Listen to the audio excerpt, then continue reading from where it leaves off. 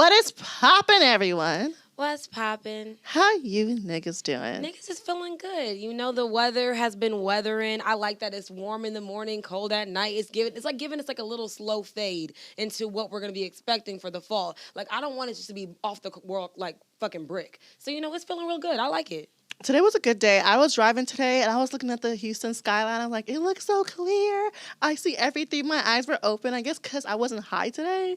So it's like I could actually see the earth for what it was and not as a high blur like I usually do. I can see clearly now the rain is gone. So yeah, it was a very, very nice day. So you want to get to my fucking story time? I would love to tell them about my fucking story, y'all, because I Okay. know I always say this and I never give a reason why I say this, but this is why I feel it. African men just don't do it for me. Okay. I'm sorry, they won't, they never will, and I can't. I say that as an African woman. It's not discriminative, it's just preferences. You feel me? So I went to Mr. X this weekend, #never again. So this is what happened. Anyone that knows me knows I am very keen on having a hookah. I will never wait for a man to buy me a hookah. I will always, go out and do it myself because I know that's one thing I need to have a good time at the function. Okay. So fast forward, I get there, and the guy that we came with bought one hookah, but me, too many heads. So I'm like, I'm gonna buy my own hookah. Mm-hmm. So I bought my own hookah. And have you ever seen the setup of Mr. X? Yeah, I've been there. Okay, so yeah, there was like a section that was like right next to our section. Mm-hmm. So I guess it ended up combining because people knew who we were with. Uh-huh. So I bought a hookah. It came, we were smoking it. And I was there with a girl, and we were just like passing our hookahs to each other because we was like, ain't nobody about to smoke our hookahs if ain't nobody put in. Fast forward, this man came up to us and he asked us with the audacity that he was born with. He was like, "Who are y'all with?" And we're like, "Oh, we're with him." He was like, "Oh, okay, cool." And we was like, "All right." And then he was like, "So I want to take y'all's hookah." And he's like, "I got more coming." And so he was like, "So I'm going to just take this one so the girls over here are not bored." So I'm like, "Okay, you got more coming?" He was like, "Yeah." So he was like, "Okay." So he took my hookah that I paid for and put it on his table. And mind you, the sections were together. So I'm like, you know what? No big deal because I'm not paying for the bottles. So the least I can do is contribute a hookah to a different table because more hookahs are coming. Absolutely not. So I was like, let me not be that mean girl because no one ever wants to be around that girl that doesn't want to share shit, but she ain't buy shit. You feel me? Okay. So fast forward, the night continue. My hookah been gone on the other fucking section. And I'm over here realizing, like, I look over at the table to see what he doing and what's going on over there. He only bought one hookah. So he took my hookah for these roach-ass bitches that did not want to buy their own fucking hookah and bought one for his table. So there was like 80 motherfucking mouths on 2 motherfucking hookahs. You had the audacity to take it from a hard-working black woman. That's crazy. Girl. He took your hookah? And not replaced it? And did not replace it. And then Did you ask him? I didn't. At the point, I just gave up because they had like 6, 7 bottles. So I was like, I'm gonna just shut the fuck up. I'm gonna just drink. But not even to mention, even though it was Independence Day, Nigerian men, why do y'all feel like you guys are the bad bitches? This man had his ass in my face the entire night. I said, get your ass down. There's no reason why you should be standing on the section like us. I was sick of it. I was ready to go, and I left, and that's it. Okay. I felt that in my soul, bitch. I understand that. I'm okay with that. Okay, good. Thank you. I have no rebuttal because he's dead ass motherfucking wrong for that shit. So he wrong. is so dead ass wrong. Because me, as a frequent African partier attendee, I have never experienced a man take my hookah. So one, I will never buy my own hookah. But if I were to buy my own hookah, I've never experienced a man taking my hookah to give to other bitches. Just because they're not bored. And buy one hookah. He must have thought you were a black American girl, because that's some Makata type shit. Like, I don't know. I don't know. And guess what, ladies? Hookah is only $40. And if you cannot afford it, do not go out, because going out is a luxury. A luxury. You don't have to go out. Yeah, like last night, this guy bought a Red Bull. I'm like, so you're not going to tip me? He's like, I'm too broke to tip. And I was like, why the fuck are you here? Y'all, speaking of brokenness, this is my fucking story time to add to your story time. So, I was working last night, and this guy who wears Gucci every weekend but has absolutely no money in his account, he bought 2 Red Bulls. His card declined. So I'm just like telling him, like, hey, your card declined. I know this guy. He never has any money. Like, he just, every time he buys stuff, he never wants to pay for you. Hey, it's an argument to get money out of his hands. I'm just like, why do you come out? So why do you take his order? Because he's in the section. Like, I have to take his order. That's a fact. So it's just like, but this, when I tell you this man, this one night, this one weekend, I work at a couple of different, two different clubs. So I was at one club one night and a different club the other night. This man had on the same Gucci outfit he had on Friday night and had on the same Gucci outfit at the different club. I'm like, just because you went to a different club don't mean you can wear the same damn outfit. Funny, there were some Nigerians that I took on Thursday at Crew, and they're wearing the same clothes they were wearing to the club on Friday. I said, I ain't say shit. They was. I'm gonna say something because I'm just like, just because it's a different club, we frequent different clubs. That's a fact.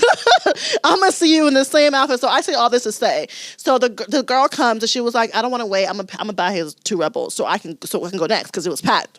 Like just Independence Day weekend, and she gets the card. I get her card. I pay it. And I'm kind of like laughing because I'm like, you got to get this bitch to pay for you because your card declined. Ha ha ha. He comes. He's like, I'm gonna fuck you up. He said, I'm gonna beat you the fuck up. I'm like, laughing in his fucking face because I'm just like, what? Because you broke? You're mad at me. I call the owner and he's like, you're gonna fight a woman?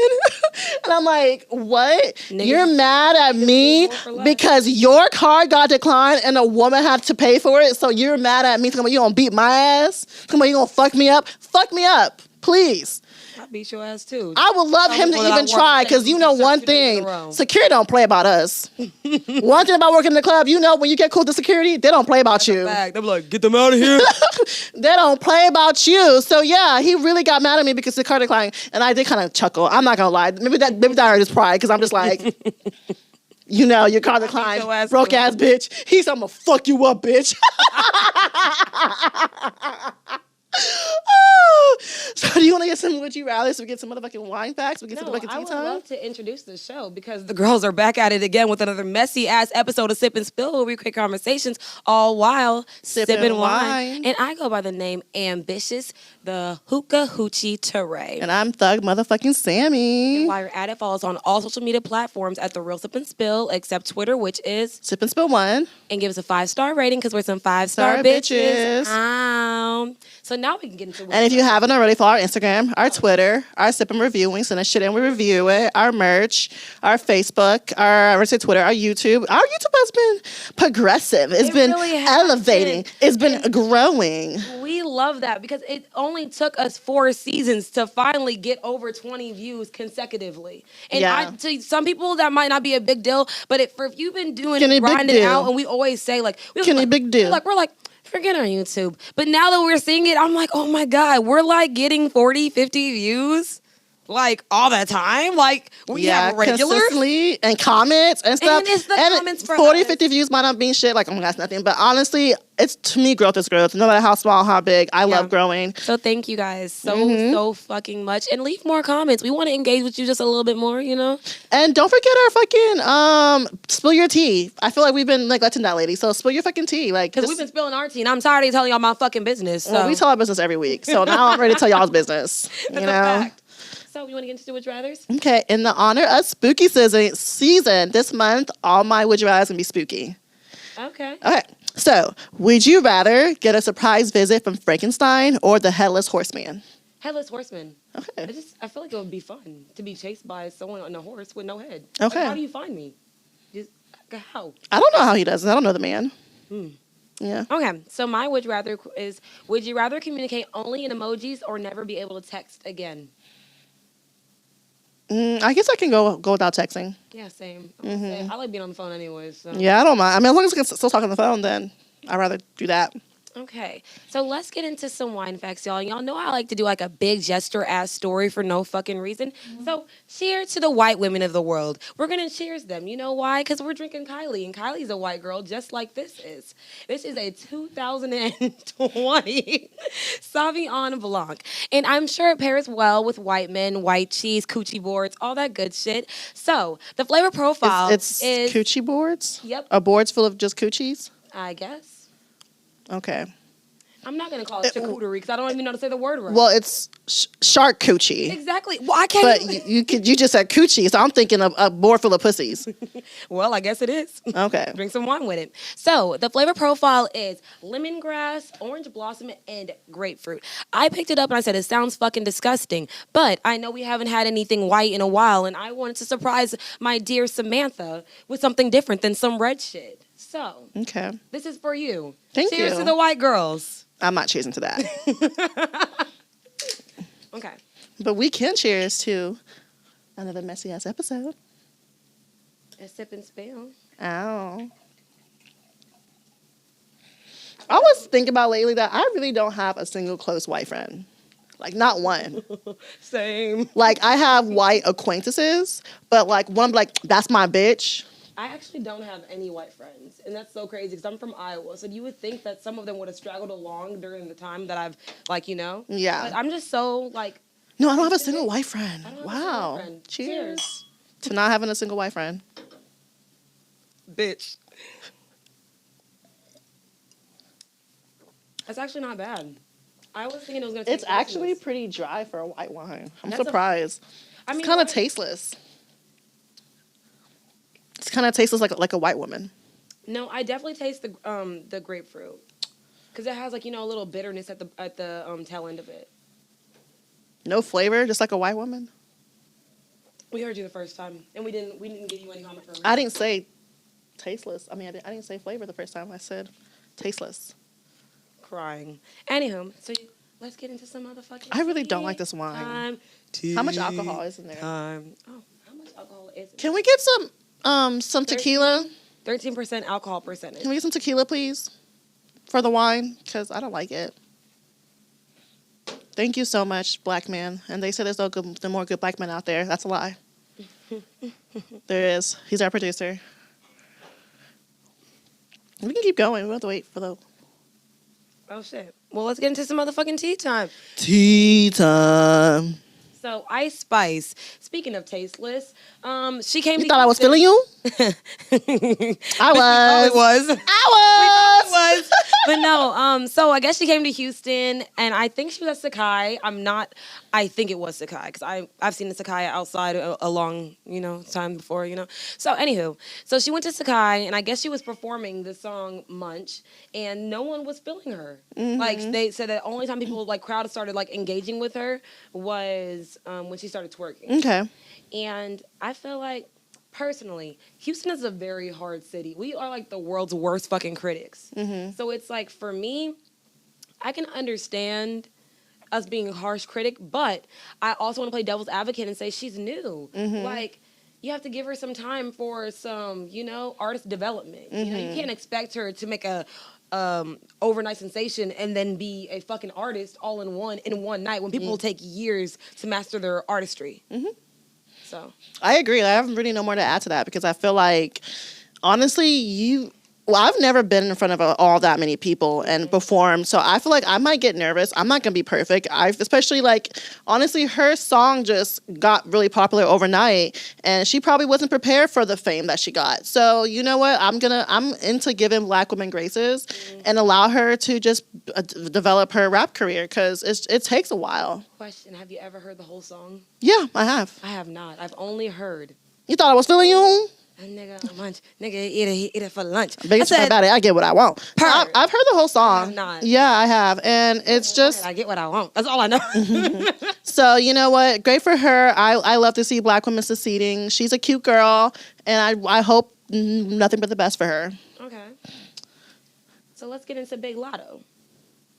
Okay. So it took us a while to be a fan of hers because at first you said you didn't like the whole I didn't like her name. You didn't like that, so X, Y, and Z. So it took a while to be a fan, but I was always a fan of hers because I watched the Rap Game, and I was I've watched her She was on the Rap Game. Yes, That's where she came from. the first season. Good for her. She won. Good for her. Signed with him because he wasn't giving her the money that she felt like she deserved, so she went independent. Good for her. I know. She a bad bitch. It is. And she's I love young her. too. She's 22. Yeah. Yeah, but she looks I 35 love in the that. face. Said she did not want to sell her soul because she knew what her talent was. I love that for her. I love that for her too. So sunshine on you, sunshine on you. But she had an interview with a young fellow journalist. I fixed it right when I said it wrong, ma'am. Give a black woman some grace. So a young journalist. Who's she yelling at? You. And she was asking her questions and just asking her about her style. Who is she talking to? And she was asking her about, like, you know, I guess inspiration and I guess she was getting Big Lotta was getting backlash because she made a statement saying that she is a sexually liberated woman and that the little girl will find out about that later in life. So, how do you feel about that? I felt the comment was a little bit inappropriate to make to a child. We always talk about we push sex or sexualism to when it's with gay people. Why do we have gay people on TV? Oh, kids don't need to hear that. Kids don't need to see that. Kids don't need to do that. But when it comes to anything that's heteronormative, it's okay to push sex or something sexual or to watch them kiss on TV or to have boyfriend and girlfriends. So if it was a gay comment, I feel like it would have been way more than what, you know, because you didn't see a big deal of it. But if she said something about gay people to a kid, I don't know, maybe you wouldn't have felt like it was a big deal. Okay. So, but back to what I was saying, I thought the comment was inappropriate. Straight, gay, bi, whatever. I don't think we should push sexualization on little children. Is she probably aware of what sex is? Maybe. But I don't think there's any reason to tell a child about being sexually liberated. And her childlike mind, she cannot fully grasp or understand what sexual liberation is. And as a child, why would you want a child to even know about what sexual liberation is? That's liberation. You're doing a fucking tongue tie over there. It's kind of hard to say. So there's some things you should just keep children in children places. I don't think it's that like, oh my gosh, she said the worst thing ever. You know, I just felt like the comment was, you know, she didn't have to make any sexual comments towards a child. That's just how I felt about it. But I understand what you're trying to say, but girl, it's a child. I don't necessarily think it's an issue because I feel that, like they always say, if you don't teach your children about sex, then the world's going to teach your children about sex. So I don't feel like what she said was so outlandish. It's not like she was saying, I'm popping pussy. What does a child need to know about sexual liberation? I mean, if that's how you speak, I feel like why is she in spaces where she's around people that speak like that? So where is her? Like, that's what I'm saying. You didn't answer my question. What does that have to do with? Why does a child need to know about sexual liberation? She said you're going to learn about that later in life. That's what she said to her. So what was the point of even saying that? Like, if that's how you talk, she was joking. She was being jokingly. She wasn't like saying, I'm sexually liberated and that means this. No, she was really answering the questions as they came, and like how she would. I feel like she was answering it how she would, even if it wasn't a little person. That's probably why it makes it seem so more inappropriate. But if she would have said that to somebody else, it wouldn't have felt like it was a big deal. And I'm like, that's just probably how she talks. Yeah. So it's like if someone is already like have their own thing that they know what they're gonna say when someone asks them a question, it's their go-to. So you don't think when you're in different spaces, you should use different kind of words or talk differently or say different things? Because how I talk to my niece is not how I talk to you. Okay. So I feel like when you're in the presence of a child, you should kind of, you know, change some things. I don't believe in cursing in front of children. I don't believe in saying anything like all that language we use when we're around our friends. I don't think it should be used in the spaces where children are. Granted, you are right. She is a child in adult spaces. So she's going to hear adult things. That's her parents' fault for putting her in those spaces. But as an adult, you should be mindful. This is a child. So let me speak. Lotto is 21, 22. We just said that. Okay. How was we talking at 21, 22? She's an adult. So therefore, she knows when you're in spaces of a child. I still cuss around my nephews. And I think that's inappropriate to cuss around children. I don't, because their parents do it. That's what I'm saying. Like, you don't know all the things she's been exposed to. Yeah. We're literally going off of one interview that she said sexually liberated. But once again, Lotto was only 20-something.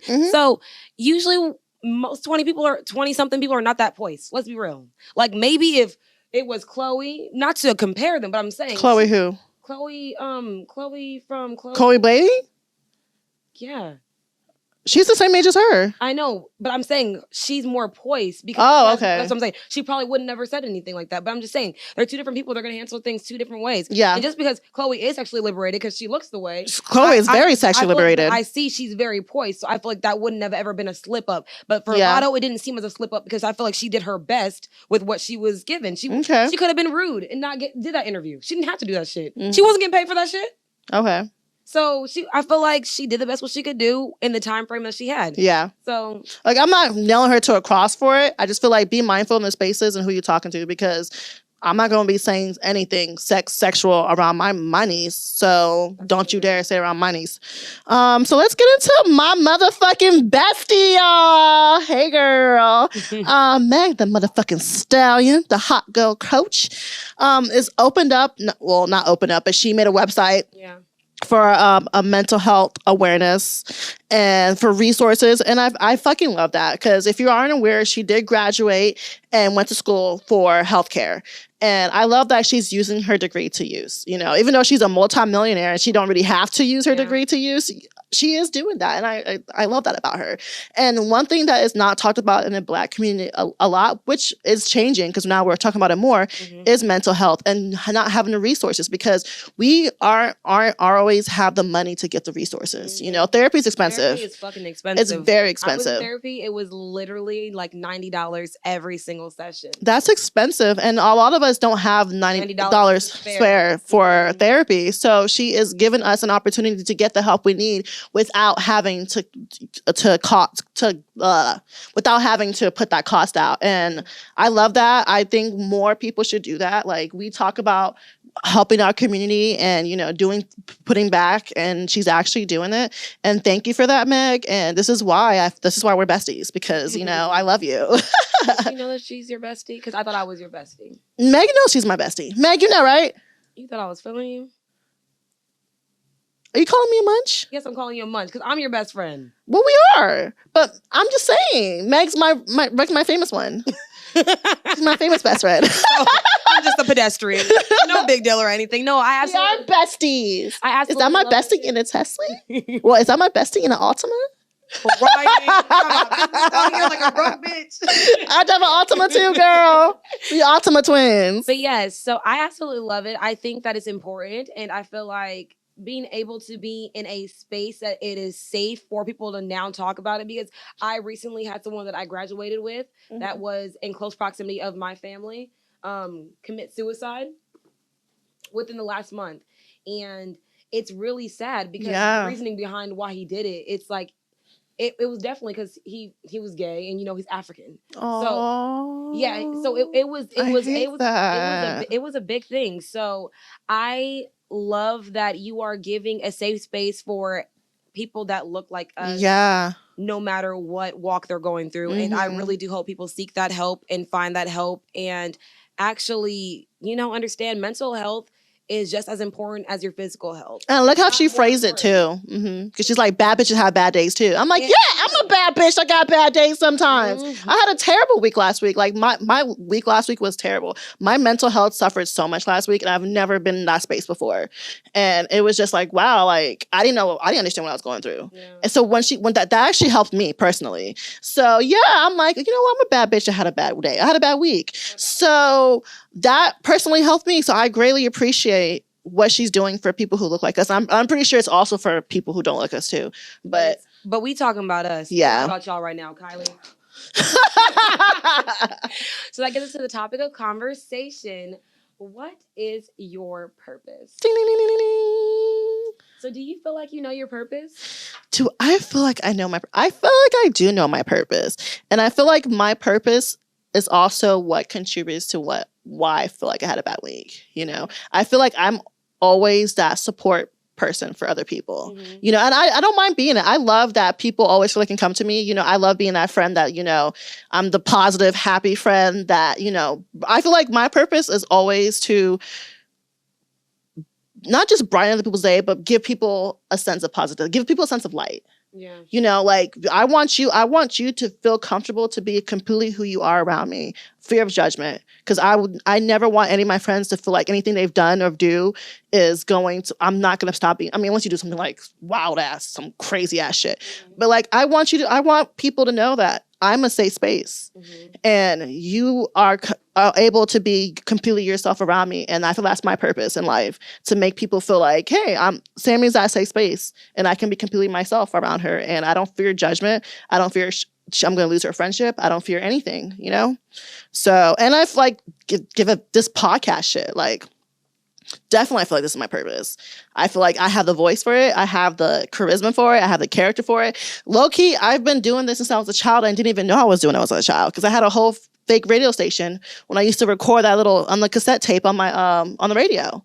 Yeah. Where I had different characters, I have different personalities, I had guests on the show. So I feel like I've been doing this as a child, not even knowing I was doing this, and I'm still doing this as an adult, and I refound it as an adult. This is definitely 100% my purpose. Yeah. So do you feel like you found your purpose? I absolutely feel like I do know my purpose. I want to say that my purpose is making an impact of women empowerment. Mm-hmm. I don't know to what capacity. You know, I've even like juggled ideas of maybe being on a panel and like, you know, talking to women. I've thought about maybe writing a fucking book. Like I've thought about different aspects of how I feel like I can make an impact. And I just don't know to what capacity that I'm able to do that. But I feel that I'm just like a feminist. I'm such a feminist. I'm like the world's like most unconventional feminist. Like it's never like super extreme, but it's more like playful, fun. It's like sexually liberated. That's why I feel like I was like, I don't see a problem with that because someone gonna teach her that shit. Okay. So it's like for me, I feel like mine is just to make an impact with more so women. Just I love my bitches. Okay. So what do you think brought you to that conclusion? I think the epiphany that I had was really when I was severely depressed. I had a quarter life crisis, sort of say. You know, everybody always says midlife. No, I was like really struggling in my early 20s, not knowing what I was doing in life. I was literally waiting for the days I go to work. Like I literally was just days off, do nothing. You know, I literally had nothing driving me to get out of bed. So that's what made me depressed. Yeah. And with being depressed, it's like you don't understand why you're depressed because you have a job, you have friends, you have like every essential need that you need except that extra thing. Yeah. That's important. Yeah. Because when I was going through my tough week, I Googled like the depression symptoms in women because I'm like, am I? Because I've never felt like I was depressed or have depression. But the week I had last week, I was extremely, extremely sad, extremely lonely and extremely sad. So I'm like, let me Google this. Like, am I going through depression? I don't think I am. I don't think I was. But it's like, what is it? But depression always has different faces too. Just like when we say with mental health, it's like depression can be like a form of perfectionism.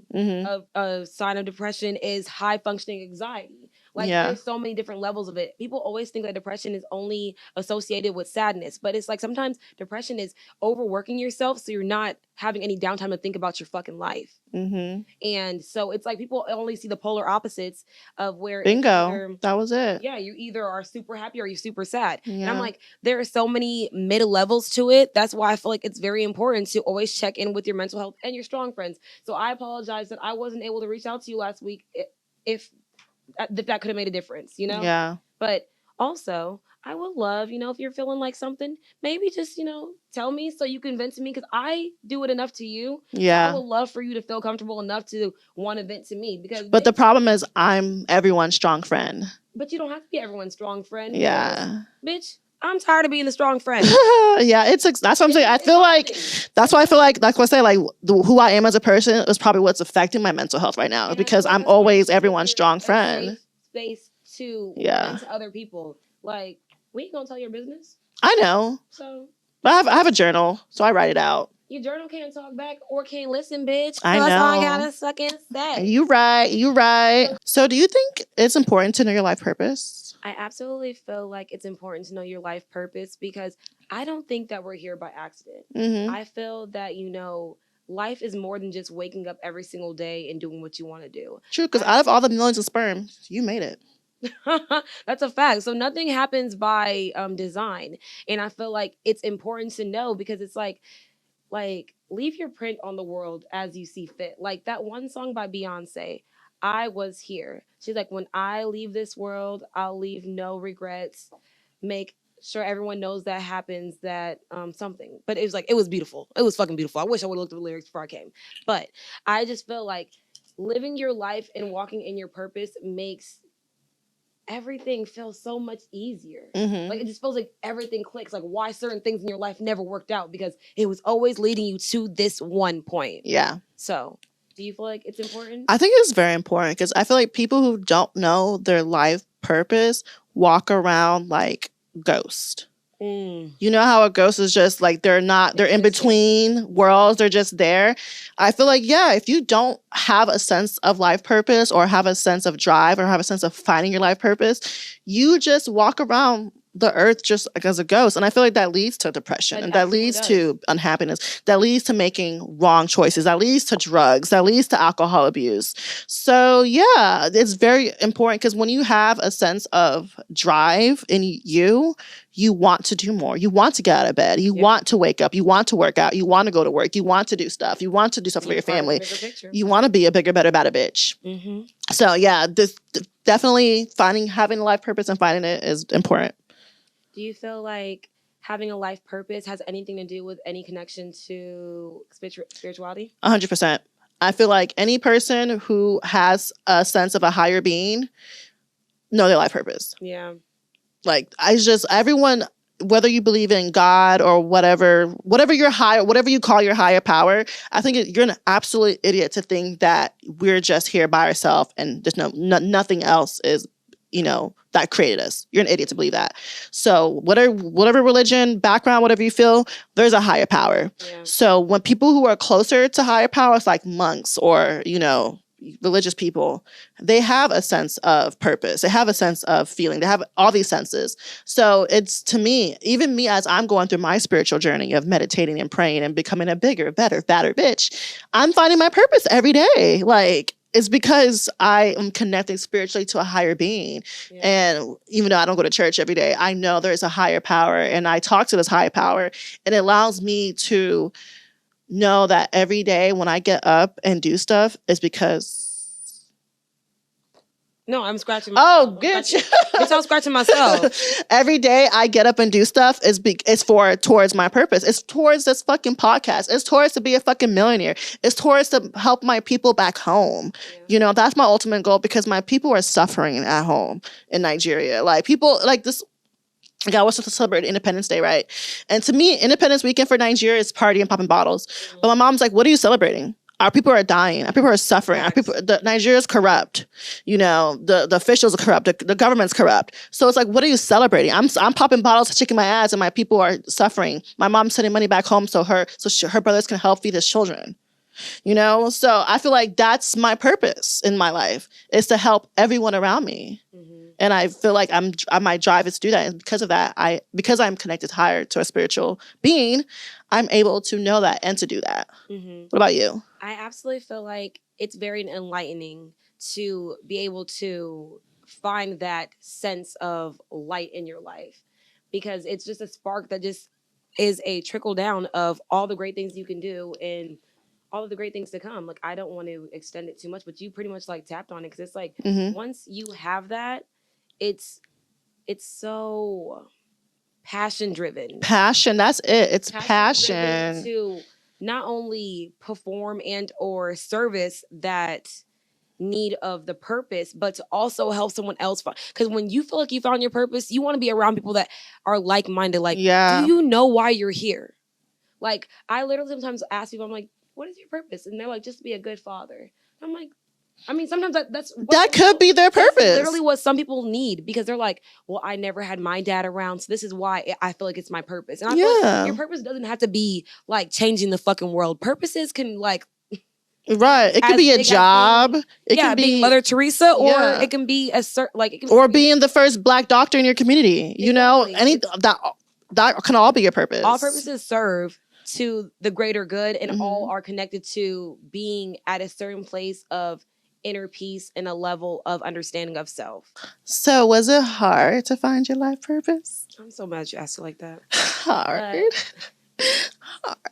I think it was hard for me to find my life purpose, because it's like, we're so hard on ourselves at such an early age, because we have this preconceived notion that we're supposed to have everything figured out by 25, by 20. And it's like, we're like, I'm going to have kids. I'm going to be married. I'm going to have this. So it's like, imagine having to deal with all those things and still not know why you were put on this fucking earth. Mm-hmm. Imagine the people that don't even care about this shit yet. Mm-hmm. And it was very affecting my everyday, because like, I literally was not functioning, and I was basing my personality off of my life purpose, or I was basing my life off of what I'm seeing on TV. Like, I'm looking at Mary Jane, I'm like, she's so confident, got all together, she's not married. And then I'm like, damn, she's depressed too. That's why she always had those sticky notes on her fucking mirror telling her how great she was, because she didn't even believe it. Yeah. Even with at the peak of all the success that she had, because I was looking at her and I'm like, maybe she does not know while she was there, because she had all the success, money, and the only thing that she didn't have was the family. Like, she didn't have like a husband, kids. And I'm just like, she was struggling with that throughout the whole fucking, what was it, 5 seasons? Finding that. And I feel like that's what made her have purpose once she had kids. Yeah. Like, that's ultimately probably what her purpose was, because she saw a 2-parent household. Yeah. But because that's not what she had, she didn't see her life as fulfillment. And I feel like it's hard when you don't find your life as enough. When some people are striving to get to where you're at. So. And the only comment I want to make from that is, I feel like some people, you know, their purpose is to have children, but I feel like being Mary Jane was at a period in our lifetime where when men used to threaten us with like singleness and being alone, and now in this generation, this year, I feel like we are okay with not having a husband or not having kids or not having, you know, whatever. So I'm like, you know, threatening women with singleness and being alone, don't scare us, because women are not alone. Women have a community. Women, that's still scared though. Like, it is. I'm not going to say some people have a purpose of having a family. Yeah. And I feel like now we're coming of age where we are okay with not having a family if that brings us peace and happiness. You know, singleness does not scare me. Not having children does not scare me. Hello. All that does not put fear in my heart. So I'm okay with that, because I'm watching you married women and y'all aren't very happy. But their purpose was to be a stay-at-home mom. So let them live that out. And their purpose was to be a stay-at-home single mom, because you still doing all the work by yourself while being married. Fuck. So was it hard for me? It absolutely was not hard for me. And I feel like the reason why it wasn't hard for me, because baby, I was doing this when I was a child already, you know, having my own radio show and having personality and doing all that extra shit. So it wasn't hard for me. But what happened was I refound my drive, because, you know, I did it for when I was a kid. And then, you know, growing up, I really did not know what I want to do. You know, I did what my parents told me to do. You know, I was always a good kid. So my mom was like, go to school, be a nurse. So I went to school and attempted to do that. And then I refound my purpose and my drive with the podcasting shit. And I stopped going to nursing school because of this. Yeah, you did, bitch. I quit nursing school because of this. So yeah, it wasn't hard for me, but it was like relearning it was the thing. Yeah. So, what about finding your purpose improves your quality of life? I definitely think finding your purpose does improve your quality of life, because you have a reason to wake up every day. You know, like you said, whenever you didn't know your purpose, well, you were just after school, you were just waking up to go to work. You know, you had no drive. You had no reason to do anything. Yeah. So now that you have a reason, like, honestly, I love Mondays. People are like, oh, Monday again. I look forward to Mondays, you know, because I mean, I don't have a normal 9 to 5. So I guess if I did, I would regret Mondays. But Mondays are great days for me. And I love Mondays. I love doing this with you. So, yeah. So I feel like when you have something I look forward to, you have a purpose, you have a drive, it improves your quality of life, because I was really sad up until Monday. So yeah. And I was, like I said, when I was driving today and I saw the world so clear, like the skyline was so clear to me, was because I had a purpose, I had a drive, I had something to do. So definitely, if you do have a purpose, I think your quality of life does improve. But also, I feel like if you're also too hard on yourself and you're a perfectionist like me, the quality of life is just like, so yeah, have your purpose, have your joy, but also give yourself grace. I talk about giving other people grace, but same thing, give yourself grace. So I have to remind myself, like, you don't have to be perfect all the fucking time. No. So for me, I believe that it improves your quality of life, because I always say you can only be as good to people as you are to yourself. And I feel like once you are happy and living in your truth, you can help other people discover that. And I feel like everyone wants that light in their life. They want that spark. No one wants to be around purposeless, parasitic, like You would think that, but some people are totally okay with being roaches. I mean, have you met a homeless nigga? They're okay. No, really though. Like men, not much men. Some people are okay with roaching off of people and being. Why they're okay with attaching themselves to that, because they don't have their life purpose. If you see yourself in bigger, better, badder places, you are not surrounding yourself around that energy, because that shit only drains you. So if we were not both driven women within ourselves, it would be hard for us to be podcasters, because we couldn't be co-hosts if we didn't have at least something to contribute of like drive, you know? Like if I was always taking the backseat, like say I never brought any ideas to you, or say that we never talked through some things, like say like even if talking points, like what if you were always just bringing the talking points and I'm just like, oh, I'm just bringing the energy, I'm the personality. You know? So it was like having something to always give to someone to volley off of, it just gives you like, okay, that person's living to live, you know? Just living life. And we love that for you. So thank you. And I also want to backdoor and say, like, I feel like most people want to leave some kind of imprint in life. No one wants to leave the earth without making a difference, for the most part. So also that is what gives people, you know, a higher quality of life, knowing that, you know, they can leave the earth with some kind of imprint. So do you want to get into how you should always be careful of who you look for influence when it comes to a life coach, or for someone to give you inspiration or help you find your purpose? Yeah. So there's a lot of self-proclaimed life coaches out there. There's a lot of people like Andrew Tate, Joe Rogan, who else? Kevin Samuels. What's that Alex whatever that going through trial right now? I don't know. He's some fat white man going through trial, but that don't really matter. And then there was one that was more recently that's actually going viral right now, so it's more relevant. It's Stormy. I want to say Weber. Ooh, I hope her last name is right. I know it's Stormy. I know her name is Stormy, and I don't know her last name. How she coined herself to fame is by selling those TLC like flat tummy tees. And the only reason why I know that of her, because I went to a seminar because one of my friends sells tees for her. And by the way, this flat tummy tees does absolutely nothing for you. It doesn't. I feel like just like waist trainers, but guess what? Waist trainers do something for you. They fucking do not. You know what they do? It's not healthy. They're not healthy, and they don't do anything for you. They only push your organs down. Yeah. So technically, they do something, but it's not good. I saw this one meme. It said, I saw bitches with waist trainers and all they lost was $75. And that's a fucking fact. I'm a waist trainer user, and all I can say for a fact, waist trainers do something for you. Is it good? Absolutely fucking not, but it does something for you. But also, just as people that if we work out, you're not supposed to work out a waist trainer. I'm sorry. I know I don't work out with waist trainers. Because you know what? You're not targeting your abs because you can't even fucking fill them with that waist trainer. You can't breathe. You cannot fucking. You have to breathe while you're working out. I've never wore a waist trainer a day in my life, and I will fucking. What about that sweet sweat? I wore that like a little bit, but it was so constricting that the sweet sweat waistband. Yeah, it's too constricting because you know it's just a lot of friction, and you just sweat it out the natural way, y'all will be okay. Just get when I see bitches work out with waist trainers, like I know you're not getting a full workout, and because y'all can't breathe. Yeah, it's all for aesthetics. But so. But yeah, she brands herself as a life coach, and we saw this video of her they were eating food with her. Well, I guess they were at a barbecue. Yeah, they were at a barbecue, and her friend Tammy. Is it her friend at this point? Because I don't think you talk to friends like that. I know they're friends because I said I know a mutual person that I know knows both of them, so I know that they're friends. She's a terrible friend. Okay, so they're eating at the same barbecue, but Tammy happened to have more food on her plate than Stormy actually did, and she just kept saying that's a low vibrational. You're a hood rat. No, she didn't call her a hood rat. She said that's a hood rat plate. That's a hood rat plate. But either way, she was like, they will never put by my plate.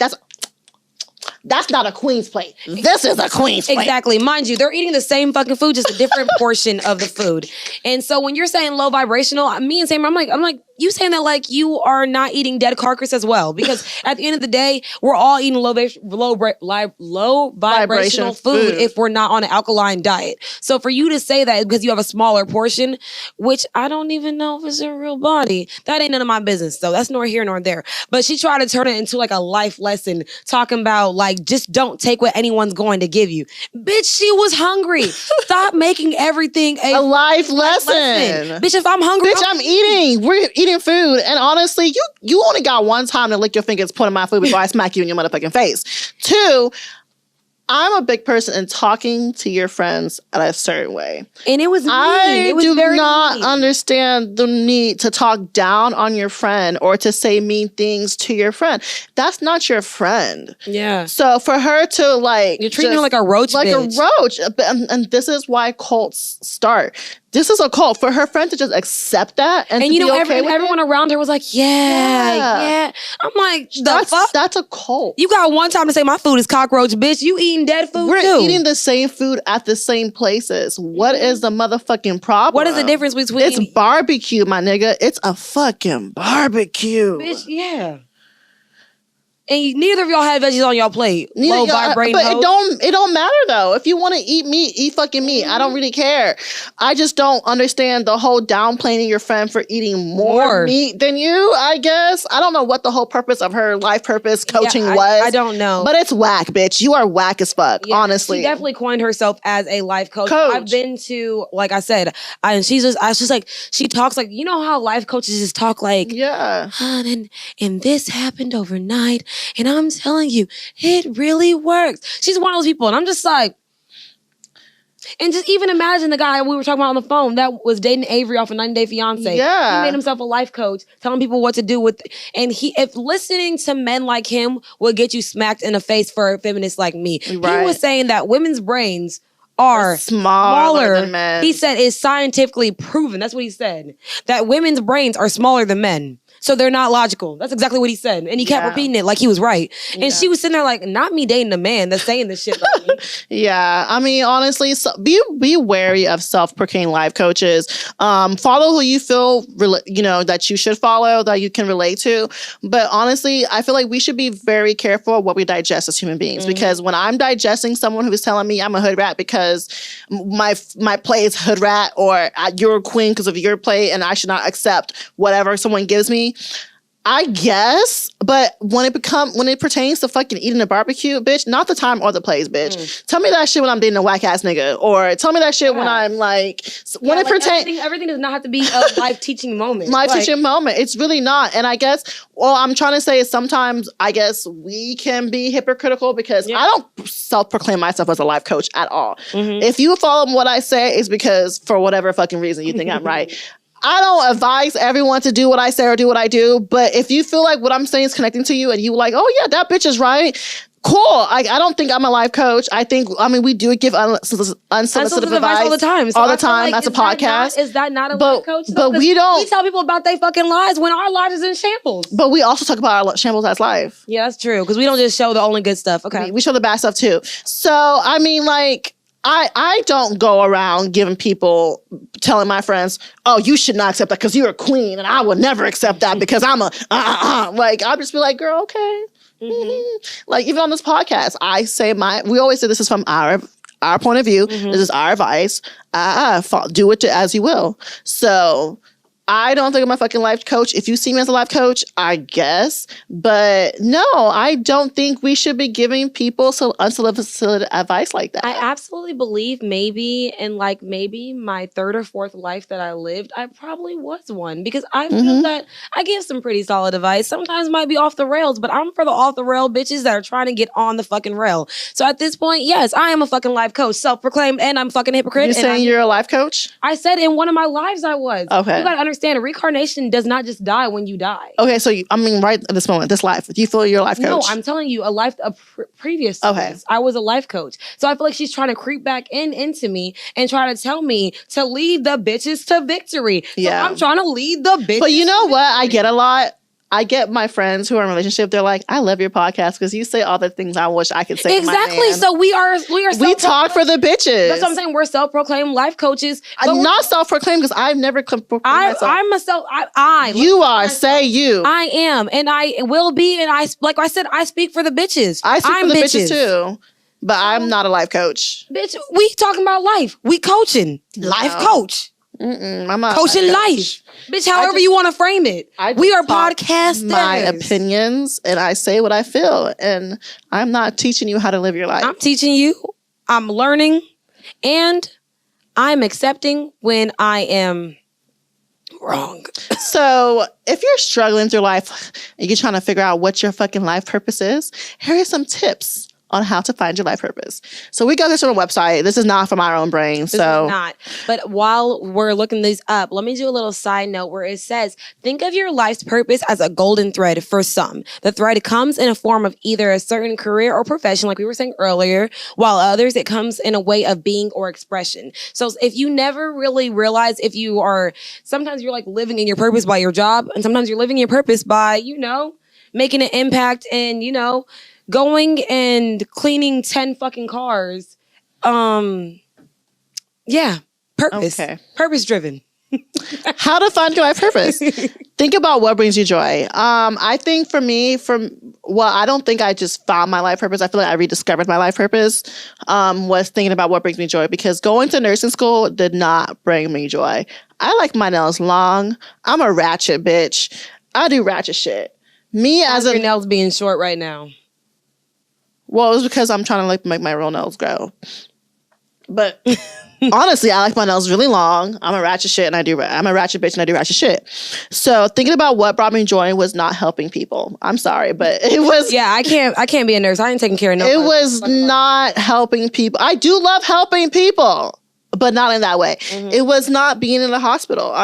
It wasn't. So thinking about what actually made me happen and brought me joy was being in front of a mic and using my voice to bring awareness to people, bring life to people, to bring whatever it is I feel like I need to bring. So if you want to find your life purpose, I feel like you should actually practice what finds you joy. Okay. And another way that you can find your purpose is to take ownership of your life. True fulfillment comes from designing your own life. This is how you unlock the extraordinary. We love that word. To find your purpose, you must decide what's truly right and know that's in your heart and your soul. You must not let anyone, unless it's yourself, be driven. Don't be driven by fear or anxiety. It says a decision made from fear is always the wrong decision. It will not help you understand what my purpose is, but instead confuse your issue even more. To truly take ownership, you must stop playing the victim, realize that every circumstance in your life is a result of your own decisions. Okay. I like that. Another way to find your life purpose, which I really, really relate to, is embrace acceptance. Self-compassion means being patient with yourself. Feeling lost in life can be very disorienting feeling. You may feel frustrated, but be gentle with yourself. Everyone who's ever asked themselves, what is my purpose, began from a place of uncertainty. So yeah, your part of purpose is accepting who you are as a person. So I definitely agree with just giving yourself compassion and grace. I've talked about giving other people compassion and grace. I should also do it myself. I said that before. So this is like my therapy. Like, bitch, give yourself some compassion and grace to find your life purpose. Yeah. Yeah. And another way is to be flexible. One of the hardest parts of learning how to find your purpose is letting go of your old identities and interests that no longer serve us. And I feel like that's absolutely true, because I feel like we try to hold on to our past self and bring it with our future self when neither of them can coexist, no matter how much we want. It says, yet it's something that must be done. Your purpose in life is also like to grow and change, and you be willing to be flexible and listen to your innermost wants and needs. Finding your purpose is a lifelong journey. Being flexible lets you grow in integrity while being true to yourself. Mm-hmm. Another thing is stop limiting your fucking beliefs. Our producer told us today that he wants to work at Marvel.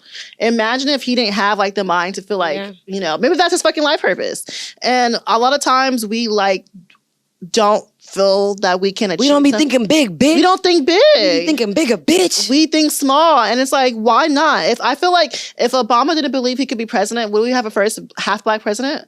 No, we wouldn't. He knew he was going to get it because he was half black. Bitch, what are we talking about? He knew he was going to get it because he was half black? Yeah. Okay. They wasn't going to let a full nigga in that bitch. Okay. And they said he had a long line of people. Like, he was connected to like the presidency before he was even fucking born. How? They said all presidents are related to each other.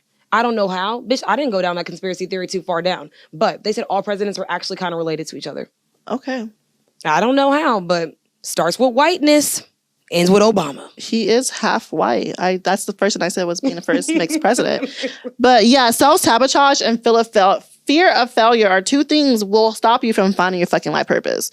If I felt that this podcast might possibly not go anywhere someday, I would not be podcasting right now. But for the fact that I don't fear that I'm going to fail at all, because I know I'm not going to fail, because I know this podcast is going to pop, and I know that we're going to be self-made. Pop like some pussy? Pop like my pussy, and we're going to be self-made millionaires, is the reason why I'm finding my life purpose right fucking now. So another two things that will stop you from finding your life purpose is one, certainty. The need for stability and predictability is one of our deepest human needs. Routines help us conserve mental energy, and staying in our comfort zones can keep us from feeling anxious and being hurt and emotionally and physically abused.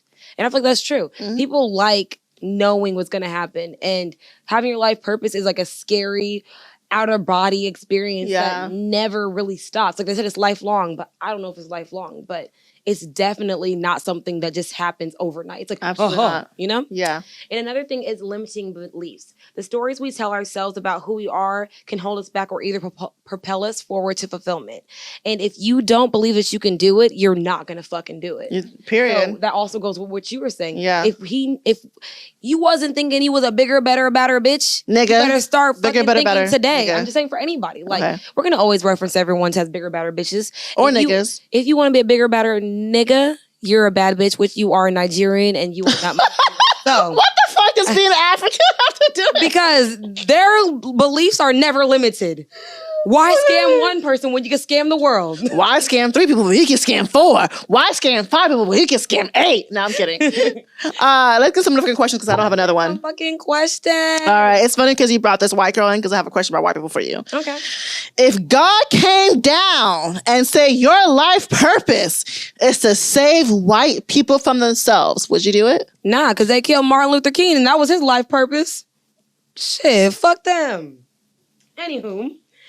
My question is, do you feel like everyone has a life purpose? Damn, that was my second question. Ooh, so, bitch. Well, we're going to have to answer it together because I got another question after that anyway. Okay, do you feel like everyone... I honestly, no.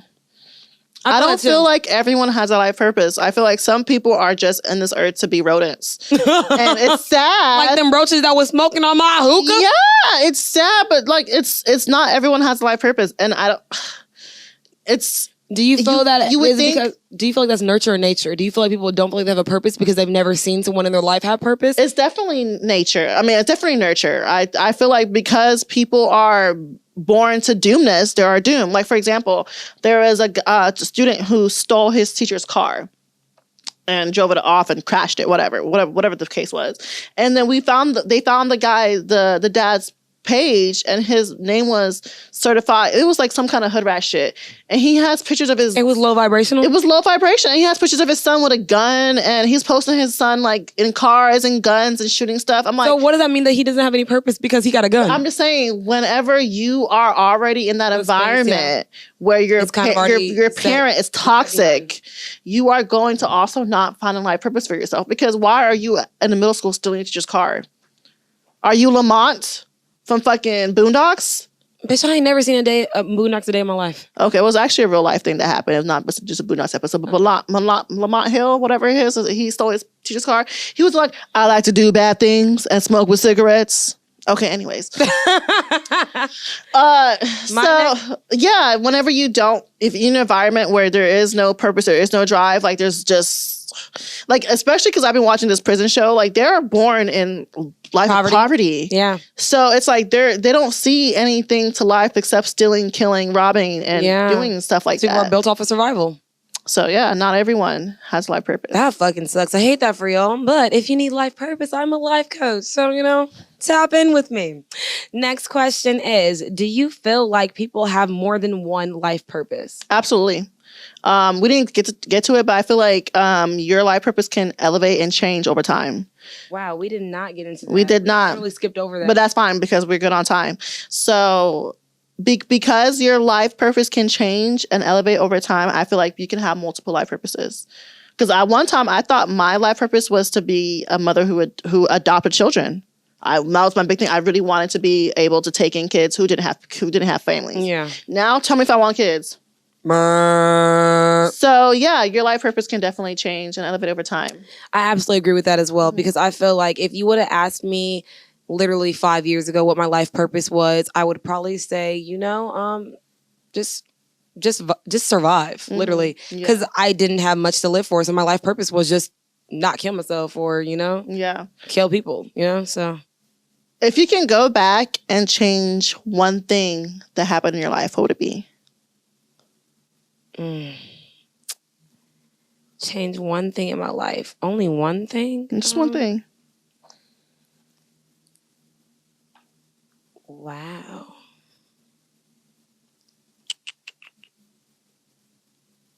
I think I would change the friendships I started cultivating when I was of age, as in 21. I think I would change that. They facilitated a very desperate and anxious part of my life, and like propelled me to do wrong decisions that got me to my 25-year-old ass age, talking about like, what the fuck is the meaning to life? Because I was around a lot of purposeless people. So I would change the people I was around to be more elevated. So I feel like I would be further along now in life. Okay. What would you change? I would change my mom leaving my dad sooner. Okay.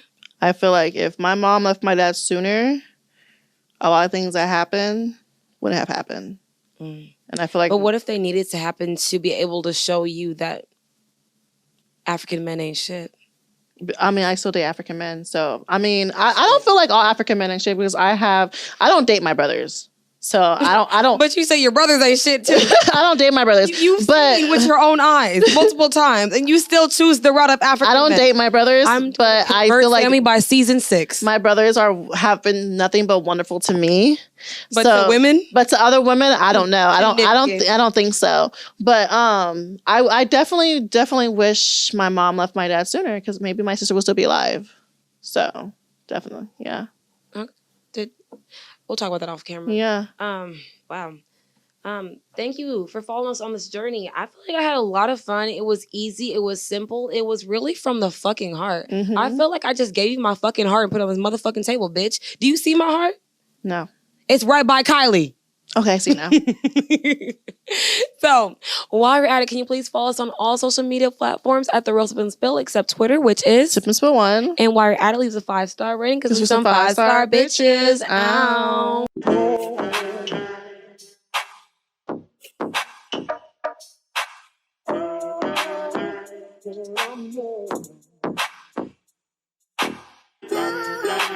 I sip wine, kick my feet up when I get tired. And as I recline, take another sip, let my thoughts unwind.